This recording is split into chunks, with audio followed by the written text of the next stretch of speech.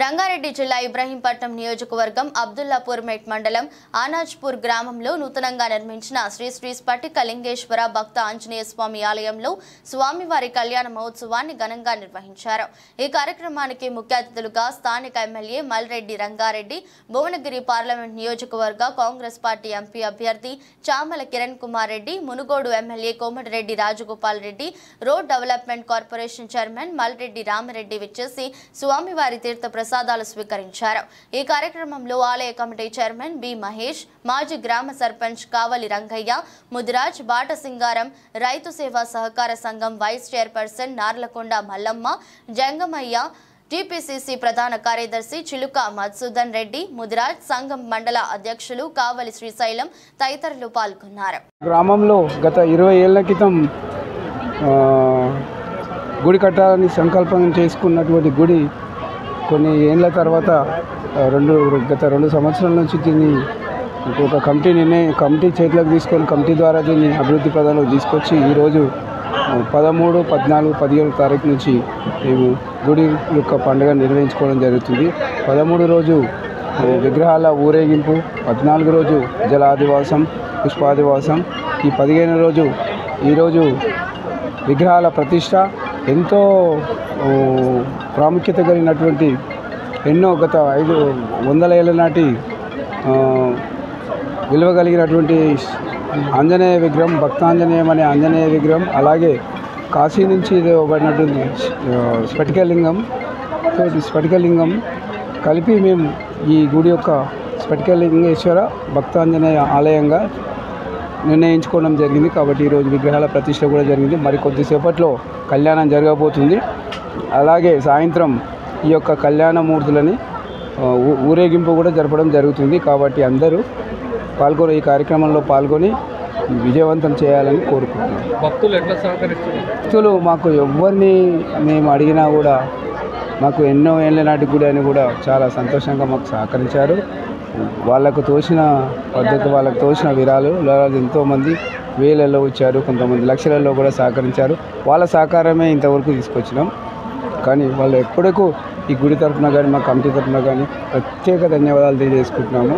అలాగే మరి కూడా ఇంకా కూడా ఈ గుడి ఇంకా అభివృద్ధి పదంలోకి తీసుకెళ్లాలని ఉంది, ఎంతో అభివృద్ధి చేయాలని ఉంది। కాబట్టి ఇంకా కూడా సహకరించాలని కూడా కోరుకుంటున్నాం। జై శ్రీరామ్। ఈ శ్రీ శ్రీ స్ఫటికలింగేశ్వర స్వామి ఆలయం నిర్మించడం జరిగింది।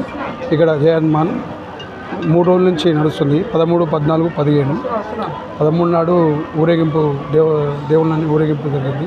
14 నాడు జలాశయం జరిగింది। ఈరోజు గజస్తంభం ప్రతిష్ట, విగ్రహ ప్రతిష్టలు అన్నీ అనుకూలంగా అనుకున్నట్టుగా అన్నీ మంచిగా సహకరించారు। జనం కూడా, పబ్లిక్ కూడా బాగా స్పందించారు। అనుకున్నట్టు జరిగినాయి కార్యక్రమాలు। మేము ఎవరి దగ్గరికి పోయినా విరాళాలు కూడా మంచి అనుకున్న కాడికి, అడిగిన కాడికి ఎవరైనా సాయం చేసారు, ఇచ్చారు। దీనివల్ల మాకు మంచి అనిపించింది। జై శ్రీరామ్। 13 తారీఖు నుంచి ఫస్ట్ విగ్రహం తెచ్చి ఇంచుమించు 14 ఏళ్ళు అవుతుంది। 14 ఏళ్ళ నుంచి 15 ఏళ్ళు అవుతుంది। అది చేస్తూ ఇప్పుడు ఈ కార్యక్రమాన్ని ఘనంగా జరుపుకోవడం జరుగుతుంది। అదేవిధంగా గ్రామ ప్రజలు, అదేవిధంగా చందాదారులు, ఇంకా మా కమిటీ సభ్యులు చాలా చేదోడు వాదోడుగా ఉండి నా చిన్న వయసులో ఈ బాధ్యతను నాకు అప్పగించినందుకు చాలా ధన్యవాదాలు। ముఖ్యంగా మా కమిటీ సభ్యులకు చాలా ధన్యవాదాలు। అదేవిధంగా మా సర్పంచ్ గారు కానీ, మా బీజేపీ లీడర్ కానీ, అదేవిధంగా బ్యాంకు వైస్ చైర్మన్ కానీ, ఇంకా మా కమిటీ సభ్యులు చాలా ఎంతో మా కృషికి తోడ్పడి ఈ కార్యక్రమాన్ని చాలా ఘనంగా జరుపుకోవడం జరిగింది। ఇంకా విరాళాలు కావాలి, ఇంకా ప్రజలు ఎంతో విరాళాలు ఇస్తే ఇంకా అభివృద్ధి చేయగలమని మా యొక్క కోరిక। మేము ఒక సంకల్పం మీద, మాది ఇక్కడ లేదు కదా, ఒక గుడి లేదు కదా అన్న సంకల్పంతో అనుకున్న అంతలో ఒక విగ్రహం దొరకడంతో ఇలా ప్రతిష్టాపన చేయడం జరిగింది।